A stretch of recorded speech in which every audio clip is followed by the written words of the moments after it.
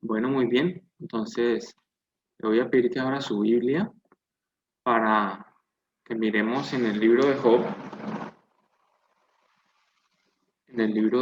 en el capítulo 3. Vamos a ver el primer discurso de Job. Ese tema lo tratamos un poquito en, entre semana, pero bueno, vamos a ampliarlo un poquito más ahora, ¿listo? Entonces, a este mensaje que el Señor le tiene hoy, yo lo denominé, ya le voy a decir cómo lo denominé. El cristiano cuestionador, ¿no? El cristiano cuestionador. Vamos a ver qué sucede en la vida del cristiano cuestionador y qué obtiene con las preguntas que le hace a Dios. Cuando está en los momentos difíciles, cuando está en los momentos más amargos de su vida, ¿de qué le sirve cuestionar a Dios o cuestionar su vida o hacer preguntas? ¿Qué puede haber de bueno en eso o qué por el contrario que puede haber de malo en eso? ¿Vale? Bueno, muy bien. Entonces, en el capítulo 3 de Job vemos que se titula Primer discurso de Job. No lo vamos a leer todo, simplemente quiero que miremos algo muy interesante. Antes de leer el pasaje y leer las preguntas que hay ahí, quiero preguntarle algo. ¿Qué tal si yo le preguntara a Amparito, a Yomaira, a Rosa o a Andrea? ¿Qué tal que yo le preguntara por qué no te estás capacitando? ¿Por qué no diezmas? ¿Por qué no oras? ¿Por qué no te conectas puntualmente? ¿Por qué no te conectas a todos los tiempos de oración de Senfol? Usted seguramente se incomodaría, ¿verdad? Y seguramente rechazaría todas esas preguntas que yo le estoy haciendo, porque pues son un poco personales y digamos que no tienen nada que ver en la relación que tenemos usted y yo, ¿cierto? Sino más bien en la relación que usted tiene con Dios.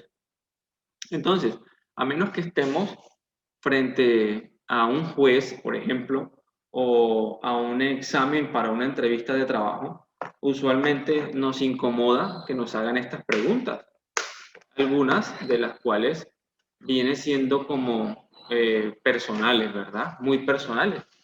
Entonces, en una de las traducciones de la Biblia, ahorita no recuerdo cuál, pero yo les paso el dato ahorita. Se registran en el libro de Job 329 preguntas, incluyendo las preguntas que hace el Señor. En mi Biblia hay un poco menos preguntas, pero alrededor de 300 también. Y solamente tengo 16 páginas en mi Biblia. Imagínense cuántas preguntas deben haber por página para que alcancemos 329 preguntas en un pequeño libro como es el libro de Job. Hay muchas preguntas, incluyendo las preguntas que hace el Señor. Entonces, cuando el Señor hace una pregunta a nosotros, cuando el Señor nos hace una pregunta a nosotros, es muy diferente a cuando nosotros le hacemos una pregunta a Él. Y ya va a entender la diferencia en qué radica, ¿vale? Aún más si es para cuestionar sus decisiones. Ahí como que causa un mayor impacto y una mayor relevancia porque estamos cuestionando a Dios. Es como decirle al Señor, Señor, ¿tú por qué haces esto? Y creo que me he cansado, bueno, nunca me cansaré de repetirle eso. No le pregunto al Señor por qué, sino para dónde va. ¿Para dónde va, Señor, con todo esto? ¿Para dónde voy yo? ¿En dónde estoy, Señor? En medio de todo esto, ¿verdad? Esas serán preguntas más edificantes que le formularán una pregunta que lleva propósito. Y el Señor, todas las preguntas que llevan propósito las responde, ¿verdad? Porque desea que sus hijos tengan propósito, ¿cierto? Entonces, es obvio que cuando el Señor hace una pregunta, Él ya conoce la respuesta. Dios lo sabe todo, por lo tanto, Él sabe qué vamos a responder nosotros y sabe qué hay detrás de la pregunta, aun cuando nosotros no la sabemos. Pero nosotros no. Nosotros no sabemos la respuesta. Por eso, Él formula la pregunta, porque Él quiere enseñarnos algo. Dios en la Biblia es el que formula las preguntas, no nosotros a Él. Pero nosotros hoy en día queremos formular las preguntas porque estamos en desacuerdo, porque nos falta información, porque no estamos de acuerdo con Dios. Bueno, por muchísimas cosas queremos cuestionar a Dios. ¿Dónde vemos la primera pregunta que hizo el Señor? ¿Cuál fue la primera pregunta en la Biblia? ¿A quién se la hizo? A Adán. La primera pregunta la hizo Dios. Y fue ¿en dónde? ¿En dónde estás, Adán? ¿Dónde estás, Adán? En el jardín del Edén se hizo la primera pregunta. Ahora, Dios no sabía dónde estaba Adán. Claro, Dios sabía dónde estaba Adán. Entonces, ¿por qué le preguntó? Porque Adán no lo sabía. Adán era el que no sabía dónde estaba, ni en qué forma estaba, ni qué le había pasado. Fue por eso que Dios lo llamó. Es como si Dios te dijera, Adán, ¿dónde estás? Mira dónde estás. ¿Sí? Como con esa exclamación. Como que ya te has dado cuenta dónde estás, Adán. ¿Vale? Así formula la pregunta el Señor, para edificarnos a nosotros, para que abramos los ojos. Mira dónde estás. ¿Te has dado cuenta en dónde estás? Abre tus ojos, mira. Estás en medio de un engaño, estás en medio de una pobreza espiritual, estás en medio de algo y no te has dado cuenta. Entonces el Señor lanza una pregunta. Job en la Biblia, en su primer discurso, le hizo 5 preguntas a Dios y son preguntas bien intensas. Mire, en el versículo 8, yo la voy a leer en una versión que se llama Nueva Biblia al Día. En el versículo 8 dice, ¿por qué no morí al nacer? Después dice, perdón, en el versículo 11, estoy mal, en el versículo 11. Dice, no, del capítulo 3. Job capítulo 3, versículo 11. Dice, ¿por qué no morí al nacer? ¿Por qué la partera me dejó vivir? La segunda pregunta. Tercera, ¿por qué me amamantaron con pechos? Luego dice en el versículo 20 y 21, ay, ¿por qué dar a luz y vida a quienes yacen en aflicción y amargura? Y en el versículo 23 dice, ¿por qué dejar que nazca un hombre si Dios lo ha de encerrar en una vida de incertidumbre y frustración? Y préstele mucha atención a la última pregunta, porque involucra directamente a Dios. Dice, ¿por qué dejar que nazca un hombre si Dios lo ha de encerrar en una vida de incertidumbre y frustración? Entonces, Job quería poner, ¿dónde quería poner Job a Dios? Job quería poner a Dios en ese, como en ese estrado. ¿Ya ha visto las películas de detectives en Estados Unidos que tienen un estrado para los testigos, verdad? Que pronto allá es un poco más notable porque está en un banquillo y está más expuesto a la vista de todos. Ahí quería poner Job a Dios, en el banquillo de los testigos para cuestionarlo, como si él fuera una persona calificada o certificada para examinar a Dios en detalle. Pero nosotros sabemos que nadie, absolutamente nadie está calificado para examinar a Dios, para analizar a Dios. Dígame. ¿Se la puedo leer como dice en esta versión esa pregunta? Claro, dígame. Las 2 preguntas de Job. Dice, ¿por qué nos dejan hacer Dios si en la vida solo vamos a sufrir? ¿Por qué deja seguir viviendo a los que viven amargados? Así es. Entonces, esa pregunta en ambos casos, en ambas versiones, involucra directamente a Dios, ¿no? Y es ahí donde Job quiere sentar a Dios y cuestionarlo, como, ¿quién siéntate aquí que te tengo que hacer unas preguntas? Ojo con eso, nadie se puede tomar ese atrevimiento de preguntarle a Dios o cuestionarle por qué hace las cosas. Por eso una posición humilde, una posición sensata, sería decirle a Dios, Dios, enséñame a entender el porqué de las cosas, hacia dónde me llevas tú, enséñame a entender esta situación. Pero ¿qué pasa? Que el cristiano, y en eso sí nos hemos cansado de repetir, no vive por explicaciones de Dios, sino por sus promesas, y las promesas están en la Biblia. En la Biblia no hay explicaciones, hay promesas. Hay muchas cosas que no entendemos de la Biblia, y sin embargo eso no hace falta, porque sus promesas están sobrecalificadas, ¿vale?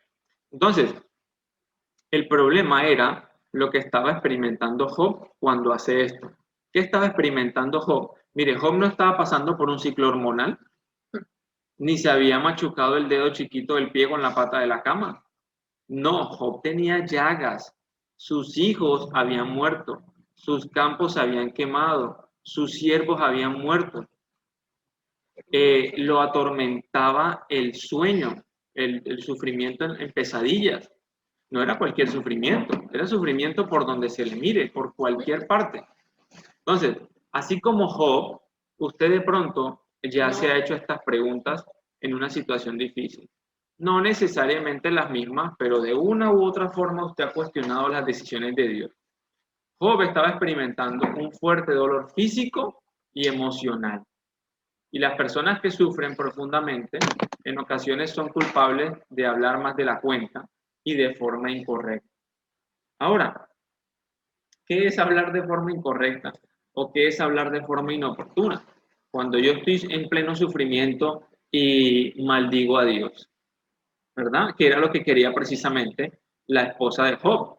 Le decía, no, mejor dicho, o sea, digamos que la esposa fue la gota que rebosó la copa, porque le dijo, maldice a Dios y muérete, ¿sí? No le dijo, maldice a Dios al menos y a ver si vives un poco más, no, dijo, y muérete. O sea, además de que se iba a equivocar, la iba a embarrar mucho más, ¿sí? Entonces, piensa en esto por un momento. El Señor le había dicho a Job, tranquilo Job, pues los sufrimientos ligeros y efímeros que ahora padecemos producen una gloria eterna que vale muchísimo más que todo sufrimiento. No, él no le dijo eso. Él no le dijo a Job esas palabras, pero sí nos las está diciendo a nosotros, a ti y a mí, están en la palabra de Dios, están en 2 Corintios 4, versículo 17. Y lo habíamos analizado el miércoles, si no estoy mal, en el devocional. El Señor promete muchas cosas en su palabra, pero no da explicaciones. ¿Por qué? Porque los cristianos no vivimos por explicaciones, sino por promesas. Entonces, ¿qué debemos hacer? Tener fe. Eso es todo.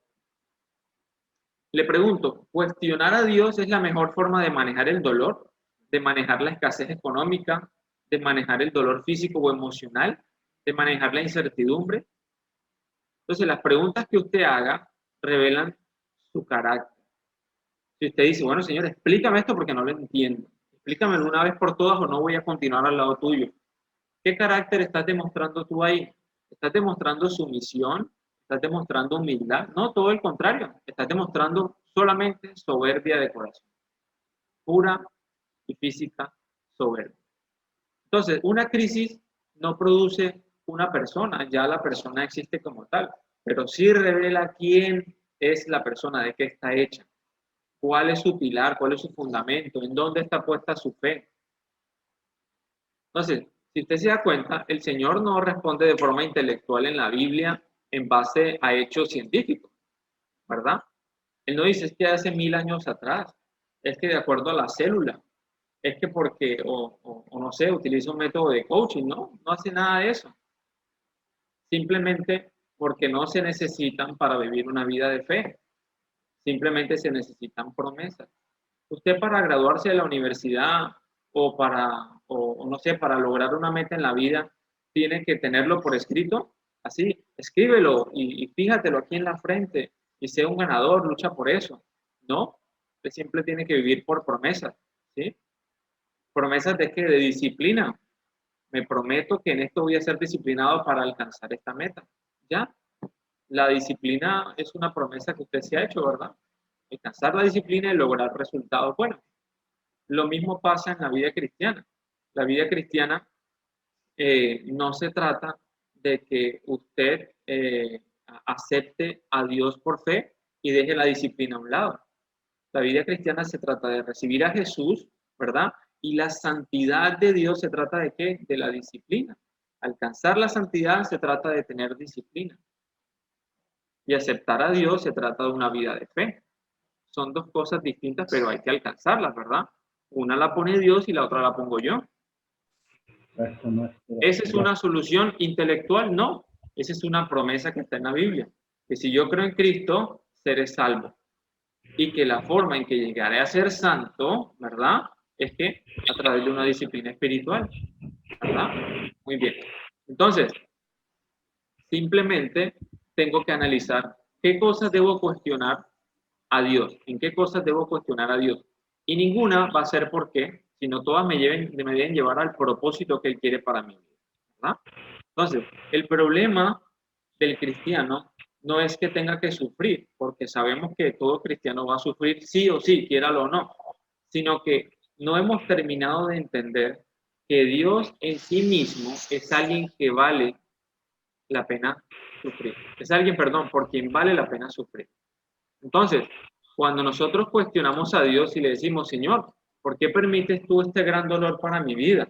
Usted está cuestionando a Dios y las decisiones sobre su vida, ¿verdad?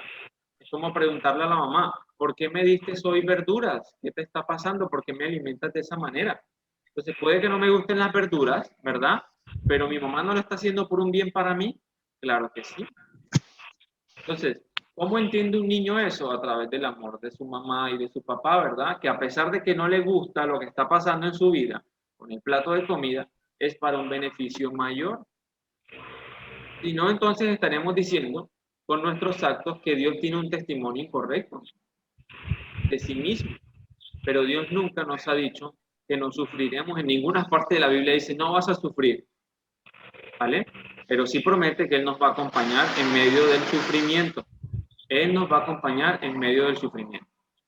Segunda de Corintios, capítulo 1, versos del 2 al 4, dice, alabado sea el Dios y Padre de nuestro Señor Jesucristo, Padre misericordioso y Dios de toda consolación, quien nos consuela en todas las tribulaciones, para que, ojo, dice, para que con el mismo consuelo que de Dios hemos recibido, también nosotros podamos consolar a todos los que sufren. Mire que ahí está implícito un para qué. Un para qué. ¿Vale? Entonces, eso es lo que nos llama la atención a nosotros y hacia allá es donde debemos ir. Al para qué. Repito, alabado sea el Señor y Padre de nuestro Señor Jesucristo, Padre misericordioso y Dios de toda consolación, quien nos consuela en todas nuestras tribulaciones para que con el mismo consuelo que de Dios hemos recibido, nosotros también consolemos a los que sufren. Entonces, el que no ha experimentado el consuelo es porque ha experimentado el dolor, ¿verdad?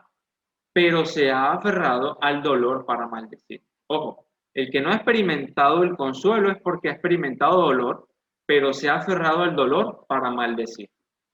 Por lo tanto, su vida está en ascuas. En cambio, el que ha experimentado el dolor y ha buscado consuelo, ha experimentado el consuelo de Dios y puede ahora consolar a otra persona, enseñar o dar consuelo a otro ser humano, ¿verdad? Obviamente el consuelo siempre va a venir de Dios, pero se experimenta también a través de las personas. El amor de una persona, la calidez, el abrazo de una persona hace sentir la presencia de Dios, ¿verdad? Claro que sí. A Job, fíjese, ya no le quedaba nada, ni siquiera podía descansar, porque mire lo que dice el pasaje, eh, Job capítulo 7, si no estoy mal, 7 versículo 14. Job capítulo 7 versículo 14. Dice, y fíjese que adicionalmente él le echaba la culpa a Dios, porque no podía descansar. Fíjese hasta dónde llegó él, ¿no? Job 7 versículo 14 dice, entonces me asustas con sueños y me aterras con visiones. Es decir, Job le estaba diciendo, Dios, tú me estás asustando con sueños y me aterras con visiones, con pesadillas. En el capítulo 13 de Job, capítulo 13, versículo 21 dice, aparta de mí tu mano y no me asombre tu terror. Mira, Job le está diciendo, Señor, aléjate de mí porque tú eres terrorífico, porque tú me estás llenando de terror. Mira a qué grado había llegado Job de cuestionar a Dios. Está diciendo, tú llenas mi vida de terror. Además de esto, también perdió el apoyo de su esposa. Aún peor, porque la esposa, como lo dije ahorita, lo invitaba a maldecir a Dios. En Job capítulo 2, versículo 9, versículo 9, dice, su esposa le reprochó, persistes en tu vida piadosa viendo todo lo que Dios te ha hecho, maldícelo y muérete. ¿Cómo le parece? O sea, mejor dicho, o sea, uno dice, bueno, hay que pagar mal con mal, ¿no? No tiene sentido. En otra versión dice, aún tienes tu integridad, maldice a Dios y muere. La única solución que tienes para esto es morir. Además de esto, para terminar, los amigos tampoco le ayudaron mucho. Los amigos llegaron y contribuyeron a su dolor cuando le sugirieron que tenía pecados secretos y que Dios lo estaba castigando por eso. Entonces llegaron los amigos y le sugirieron y le dijeron, Job, tienes pecados y por eso Dios no te ha perdonado. Perdón, por eso Dios te tiene en este gran castigo. Entonces, observe lo siguiente. Observe que en la Biblia, Job no es un ciudadano común y corriente. Mire en qué categoría lo tiene el Señor. En Job capítulo 1, versículo 3, lo voy a leer en la Nueva Versión Internacional. Job capítulo 1, versículo 3. Dice, entre todos los habitantes del oriente, era el personaje de mayor renombre. ¿Cómo se gana una persona el renombre de Dios? Siendo una buena persona, siendo una persona grata a Dios, cumplidora de sus mandamientos, ¿verdad? Que le honra, que le adora, que le alaba. Si no, ¿por qué se ganaría ese renombre, cierto? Fíjese que la escuela es el lugar donde no aprendemos la lección hasta que perdemos el examen. Es ahí donde vemos las consecuencias y nuestro deber como estudiante. Yo puedo ser un buen estudiante, puedo estudiar, pero ¿qué causa un gran impacto en mi vida? Perder el examen. ¿Será que no estudié bien? ¿Será que algo me pasó? ¿Qué pasa que no me preparé lo suficiente? Entonces, hasta que no pierdo el examen, no me di cuenta en dónde estaba de pie, dónde estaba parado. ¿Qué columna era la que sostenía mi vida? Entonces, la mente de Job estaba llena de preguntas y él quiso contestarlas desde un enfoque intelectual, desde un enfoque científico, desde su nacimiento, desde su vida, desde su caminar. Pero Dios no explica nada de esa forma, solo a su manera, y eso pues aún sigue siendo un misterio. La forma como Dios explica las cosas sigue siendo un misterio. La forma como ha hecho el mundo, como ha hecho los mares, los animales, todo sigue siendo un misterio. En la Biblia se nos relata la creación, ¿verdad? Como una creación tal cual, pero no como el hombre lo quiere saber. Cada célula, cada mitocondria, cada brazo, cada pata, de dónde salió, cómo se formó, cómo llegó a estar erguida su columna, a ese grado no lo explica Dios, pero no es necesario para nuestra vida de fe. Entonces, Job, usted y yo hemos cuestionado lo que Dios hace en vez de haber aprovechado el tiempo para conocer más acerca de Dios. ¿Sabe por qué? Porque precisamente los propósitos y las promesas son expresiones de su carácter. A través de las promesas de Dios observamos cuál es su carácter. ¿Cuál es la mayor promesa de Dios? Que nos regaló a su Hijo. ¿Para qué? Para que todos fuéramos salvos. Eso que revela del carácter de Dios, que es supremamente amoroso, que es supremamente misericordioso. ¿Usted necesita entonces entender las consecuencias de su pecado? No, necesita vivirlas para que se arrepienta. Señor, ¿por qué me haces caer en este pecado? No, el Señor no. Usted fue el que lo permitió y en eso cayó. Entonces, yo necesito cuestionar, Señor, ¿por qué estoy en medio de esta situación? No. Usted tiene que analizar su vida y decidir de una vez por todas cómo llegó ahí, a autoanalizarse. Y ahí sí preguntarle, Señor, ¿a dónde voy a llegar? ¿A dónde me quieres tú? ¿Qué quieres que haga yo ahora? Y el Señor, claro que le responderá. Mire, hay muchas personas que estudian teología, ¿verdad? Pero estudiar teología no significa memorizar definiciones doctrinales.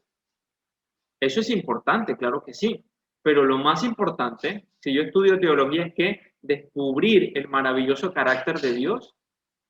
Eso es lo que me interesa a mí cuando estudio la palabra, cuando me meto a estudiar toda la palabra, toda la doctrina, todas las definiciones, todos los movimientos que se han gestado en el mundo. En fin, analizar el carácter de Dios. Eso es lo que yo busco cuando estudio la palabra de Dios, cuando estudio teología, cuando estudio en la academia, analizar el carácter de Dios. Entonces, vamos a responder a la pregunta, ¿qué hacer cuando quiero explicaciones, pero Dios no la da? ¿Qué debo hacer? Mire, la respuesta es una sola palabra, adorar. Eso es lo que usted debe hacer, adorar. Vamos a explicarlo en Romanos, para que usted me entienda. Vamos a buscar Romanos, capítulo 9, 10 y 11. No vamos a leerlos, simplemente vamos a ver los enunciados. ¿Qué dice? Romanos capítulo 9 dice el enunciado, la elección soberana de Dios. Yo le voy a invitar, porque el tiempo no nos va a alcanzar, yo le voy a invitar a que esta noche lea o repase, porque ya lo habrá leído, Romanos capítulo 9, 10, 11, esos 3 capítulos, para que usted se dé cuenta de algo muy importante. Mire, Pablo, después de explicar cómo funciona la soberana elección de Dios al elegir a su pueblo Israel, ¿qué hace? ¿Sí? Después de que Pablo explica muy explícitamente, muy detalladamente, de qué se trata la elección de Dios, luego de explicar algunos de los misterios más profundos de Dios con relación a la elección, Pablo dejó de explicar y comenzó a qué? Mire lo que dice, lo último del pasaje dice doxología. Dice doxología. Y dice así, vamos a leerlo. Dice, qué profundo son las riquezas de la sabiduría y del conocimiento de Dios. Qué indescifrables sus juicios e impenetrables sus caminos. ¿Quién ha conocido la mente del Señor? ¿O quién ha sido su consejero? ¿Quién le ha dado primero a Dios para que luego Dios le pague? Porque todas las cosas proceden de Él y existen por Él y para Él. A Él sea la gloria por siempre. Entonces, ¿qué está haciendo Él ahí? Está alabando al Señor, está adorando al Señor. Entonces, en resumidas cuentas, cuando usted no entienda las circunstancias de la vida por las que está pasando, ¿qué debe hacer? Adorar a Dios. Mire, luego de una larga explicación como esta que hace Pablo, tan contundente, y usted sigue sin entender, adore a Dios. No le pregunte, adórelo. Y Él le dará luz sobre lo que no entiende, sobre lo que necesita comprender. Si usted está en escasez, si usted tiene un problema de matrimonio, si usted tiene un problema familiar, si usted tiene una enfermedad, y el Señor le responde el por qué, ¿eso lo va a sanar? No, eso no lo va a sanar. Señor, ¿por qué tengo problemas en la vesícula? El Señor responde, ¿por qué tenías malos hábitos alimenticios? ¿Eso me sanó? No. ¿Me sirvió para algo? No. Mire, yo lo averiguo a través de los médicos. El Señor tiene que venir en sueños a explicarme por qué tengo dañada la vesícula. No. En cambio, le pregunto, Señor, ¿a dónde me quieres llevar tú a través de esta enfermedad? ¿Qué quieres que yo haga? ¿En qué necesito afianzar más mi fe? ¿En dónde debo hallar la respuesta de lo que tú quieres para mi vida? Eso es más hermoso, ¿cierto? Encontrarle propósito a la situación en la que usted está. Pablo nos enseña aquí muchas cosas importantes, pero al final observamos que alaba a Dios, adora a Dios al final de esa explicación. Entonces, Dios muchas veces te ha explicado tu situación, solo que no lo has querido comprender o no has aceptado su respuesta. Hacer preguntas no es malo, hacer preguntas es bueno, pero solo si se hacen las preguntas correctas y sobre todo con la actitud correcta, ¿vale? Y también sobre los temas que son importantes, ¿no? Pues como les dije ahorita, pues ¿para qué le pregunto algo sobre mi cuerpo o sobre mi enfermedad? No tiene sentido, todo el mundo se enferma, ¿verdad? Lo que tengo que preguntarle, Señor, ¿cuál es el propósito tuyo a través de esta enfermedad? Cuando estuve en la cita con el médico, él me preguntó si quería ver la vesícula. Yo no sé si después que la sacan uno puede verla o qué será, no tengo ni idea. Pero pues yo le dije, no, pues ya uno sabe cuál es el problema, para qué mirar más allá? Simplemente ya sé cuál es la solución. Esa es la promesa de Dios. Se ha identificado el problema gracias a Él, ahora me resta vivir por su promesa. Y las promesas producen esa clase de esperanza que necesito para vivir y que me alejan del temor. Entonces, ¿qué debe hacer usted? Alabar al Señor, adorarle, confiar en el Señor, aún en medio del dolor y el sufrimiento. Levántate y adora al Señor. Ahora, Job conocía las promesas de Dios de primera mano. De primera mano las conocía. No sé qué promesa le hacía falta por conocer. Y mire, aseveró algunas de ellas en la conversación con los amigos, ¿sí? Porque Job las reconocía. Cuando hablaba con sus amigos, él les recitaba las promesas de Dios. También conocía el carácter de Dios sobre el cual estaban fundadas esas promesas de que Dios es un Dios amoroso que da lo que desea a sus hijos. Y fue ese conocimiento el que le ayudó a sobrellevar esa situación tan difícil. Por el hecho de conocer a Dios fue que logró cambiar, y esta parte préstele mucha atención, ¿vale? Por el hecho de conocer a Dios fue que Job pudo o logró cambiar los signos de pregunta por signos de admiración. Entonces ya no era una pregunta, sino que era una alabanza, ¿vale? Y vamos a ver qué tipo de alabanza hacía Job. Esto es algo que debemos también hacer nosotros. Mire, Job perdió todo y en vez de maldecir a Dios, él bendijo el nombre de Dios. Cuando Satanás va delante de Dios, él creyó que así iba a ser. Recuerden que la palabra dice que él fue delante de Dios y le dijo, quítale todo y verás cómo te maldice Job. Es el preferido tuyo, el consentido. Quítale todo para que veas cómo te maldice. Eso era lo que pensaba Satanás, ¿verdad? Y lo dice la palabra de Dios. En Job 1, capítulo 1, versículo 11 dice, pero extiende la mano y quítale todo lo que posee, a ver si no te maldice en tu propia cara. Pero Job, ¿qué hizo? Miremos lo que hizo Job. En el mismo capítulo 1, pero en el versículo 21, dice, desnudo salí del vientre de mi madre y desnudo he de partir. El Señor ha dado, el Señor ha quitado. Bendito sea el nombre del Señor. ¿Sí ven?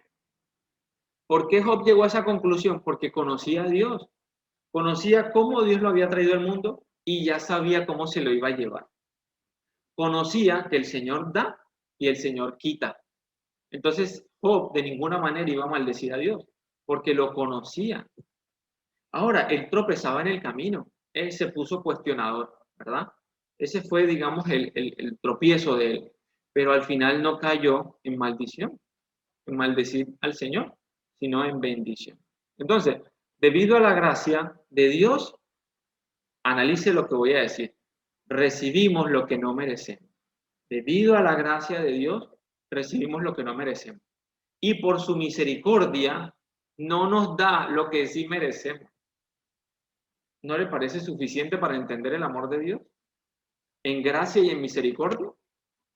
Por la gracia de Dios, recibimos lo que no merecemos, salvación. Y por su misericordia, no nos da lo que sí merecemos, que es un castigo eterno, una condenación eterna. Entonces, cuando cuando Job dice, Dios ha quitado, no está acusando a Dios de haberle quitado algo. Y analice esto por un momento. Él no está acusando a Dios de quitarle algo. Más bien, es un reconocimiento al control soberano de Dios sobre todas las cosas. Dios controla todas las cosas, así me agrade o no me agrade. Entonces, Job, ¿qué hizo? Admitió con alabanza y adoración que Dios es sabio y soberano para dar y quitar. Entonces, ya no es una cuestión de cuestionar, ¿verdad? Sino de qué? De aceptar, de reconocer. ¿Y eso cómo se hace? Adorando. No hay más, no hay otra forma como hacerlo, adorando a Dios. Contra esa decisión, ¿quién o quién? ¿Quién levanta una afrenta contra Dios? Nadie. ¿Quién levanta una cuestión contra Dios? Nadie. Al contrario, las personas que han cuestionado a Dios han terminado humilladas, ¿verdad? Y han terminado exaltando a Dios. Entonces, las pérdidas que sufrió Job no fueron acontecimientos aislados, fueron eventos que divinos, puestos por Dios, vinieron precisamente del cielo. Que Dios te quite algo es sinónimo de ganancia, ¿verdad? ¿O no es así? Claro que sí, porque está quitando algún tropiezo, está quitando algo que va a ser de maldición para tu vida. Entonces, alabado sea el Señor porque Él da y Él quita. Ahora, una pregunta sería, bueno, ¿y por qué me quita el alimento? ¿Verdad? Las preguntas difíciles están ahí, en lo que parece obvio, pero al mismo tiempo no lo es. ¿Y por qué me quita el alimento? Entonces, ¿qué hacemos nosotros o qué quiere Dios de mí cuando me hace falta un poco de alimento? Él quita, pero no llega al límite en el que tú ya no soportes más. Y la Biblia lo dice, Dios no te da una carga más grande de la que puedas soportar. Entonces, cuando Dios te quita algo, ¿es para qué? para ver si tu corazón lo sigue alabando, para saber si tu corazón lo sigue adorando. Entonces, ¿de dónde viene nuestra necesidad de interrogar a Dios o sacar conclusiones apresuradas sobre lo que me está pasando? De que no sabemos recibir lo bueno y lo no tan bueno de Dios. Viene de nuestra incapacidad para saber recibir. Muchas veces estamos incapacitados para recibir. ¿Por qué? Porque no conocemos a Dios. De ahí viene el interrogatorio, de que no sabemos recibir. Eso es todo. Podríamos resumir esta prédica así, de esa forma. Preguntamos incorrectamente, preguntamos demasiado porque no sabemos recibir cosas de Dios. Cuando recibimos lo malo, que aparentemente no nos sirve, pues maldecimos nuestra existencia. Ay, pobre de mí. Hombre, ¿quién se acuerda de mí? Por favor, acuérdese alguien de mí, pobre de mi vida. Y no estás aprendiendo absolutamente nada porque no estás aprovechando las circunstancias que Dios ha puesto en tu vida. Pero cuando me gano la lotería, qué dicha, Dios cómo me ama. Dios es el mejor Dios, ¿sí? Qué Dios tan chévere, acerté. Este es el Dios que yo necesitaba. Pero Job dice, ¿no hemos de recibir de Dios lo bueno y también lo malo? Claro que sí, hemos de recibir las dos cosas.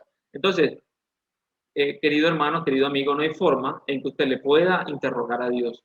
No hay forma en que usted le pueda hacer preguntas a Dios que interroguen sus decisiones, que cuestionen las cosas que Él ha puesto en su vida. No hay forma de que Él conteste eso.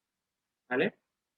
Ahora, si yo insisto tanto en una pregunta así, imagínese cómo va a contestar Dios. Dios la mayoría de veces contesta con hechos, con circunstancias, con hechos que son vivenciales, que de una u otra forma impactan en mi vida. Así que más bien tendría yo cuidado con aquello que pregunto, ¿no? Porque uno no sabe cómo va a llegar la respuesta. Job 2, capítulo 10, y con este termino por hoy. Job capítulo 2, versículo 10 dice, mujer, hablas como una necia. Si de Dios sabemos recibir lo bueno, ¿no sabremos recibir también lo malo? A pesar de todo esto, Job no pecó ni de palabra. No pecó ni de palabra. Entonces, el cristiano sabe que debe recibir todo lo que provenga de Dios, porque todo hace parte de su provisión. Cuando llega la bolsa del mercado de Dios, tú encuentras ¿qué? Bendiciones, ¿verdad? Pero hay veces que encuentras cosas que no entiendes y que nunca vas a entender. Quizás cuando estés en la presencia de Dios. Por ejemplo, Dios te envía hoy una gran bendición. Te envía una casa bonita, un buen trabajo, ¿verdad? Pero al día siguiente un familiar que tú querías mucho fallece. Ahora, ¿las dos cosas no están en la misma bolsa? Claro que sí. Las bolsas no se pueden separar. Yo no puedo decir que una bolsa era bendición y la otra era maldición. No, porque así no funcionan las cosas de Dios. Al fin y al cabo, las personas no se tienen que ir. Claro que las personas se van. El tema es que yo no he aprendido a recibir la muerte. No la he aprendido a recibir. Yo no he aprendido a recibir las necesidades físicas. Yo no he aprendido a recibir la enfermedad. Yo no he aprendido a recibir la necesidad. Yo no he aprendido a recibir un problema familiar que me puede llevar a evangelizar en mi casa. Yo no he aprendido a recibir las consecuencias de mis actos. Y el cristiano tiene definitivamente que aprender a recibir todo, absolutamente todo. No una parte de la bolsa, de la provisión de Dios, absolutamente todo. Entonces, si solo adoramos a Dios en las buenas, entonces no somos verdaderos cristianos. Somos cristianos comerciales, ¿sí? Que solo buscan un beneficio de parte de Dios. Yo necesito un beneficio, yo necesito un pacto con Dios en el que yo deposito un dinerillo ahí en el alfolí y el Señor me responda con otro dinerillo adicional, ¿verdad? Duplicado, triplicado sería mejor. Pero yo no quiero cosas malas de Dios, ¿verdad? Yo quiero solamente disfrutar de sus bondades, de su maravilloso amor. Hay gente que dice que yo miro al cielo y vivo el cielo, ¿no? Pero no es cierto. O sea, yo miro el cielo y me enfoco en el cielo, pero yo no estoy viviendo el cielo ahora si lo miro físicamente, porque hay pobreza, hay inmundicia, hay pecado, hay violaciones, hay muertes, hay de todo. Entonces, yo sí puedo vivir la presencia de Dios en este momento, claro, para mi vida, para la vida de mi familia, con gozo de que muchas personas han sido salvadas, ¿verdad?